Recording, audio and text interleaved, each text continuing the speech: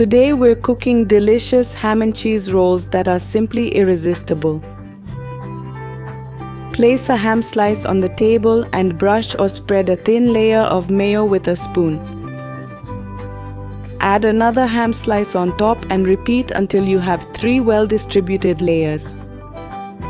The flavors in the layers. Now use 3 slices of mozzarella or any cheese you prefer. Stack the cheese slices on top of each other. Spread a final layer of mayo on the cheese, covering it well. Once all layers are ready, start rolling the ham and cheese. Roll it tightly so it doesn't fall apart when frying. For the breading, prepare a mixture in a bowl. Beat 2 eggs with 2 tablespoons of milk.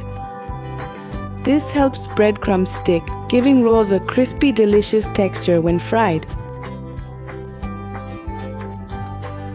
You'll also need some flour in one bowl and breadcrumbs in another. First, roll each roll in flour, covering them completely. Flour is key for the egg and breadcrumbs to stick well, so don't skip this step.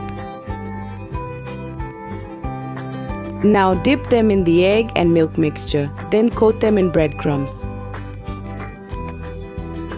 For extra crispiness, repeat once more but only dip in egg and then breadcrumbs.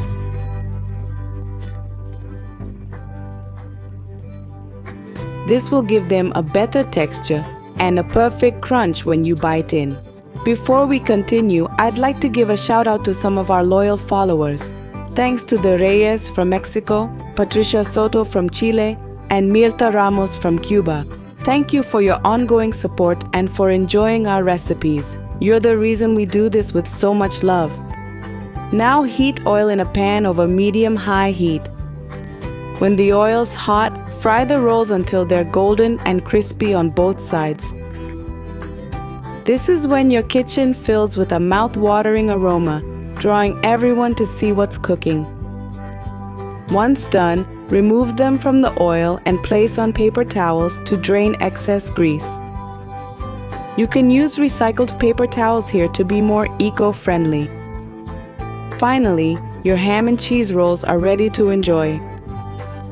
They're perfect as an appetizer or part of a main meal. Let me know in the comments what else you'd make with these ingredients. Feel free to share your thoughts on this recipe too. This helps us improve and understand what you like most. It's a great way to interact with us. I invite you to rate this recipe from 1 to 10 in the comments.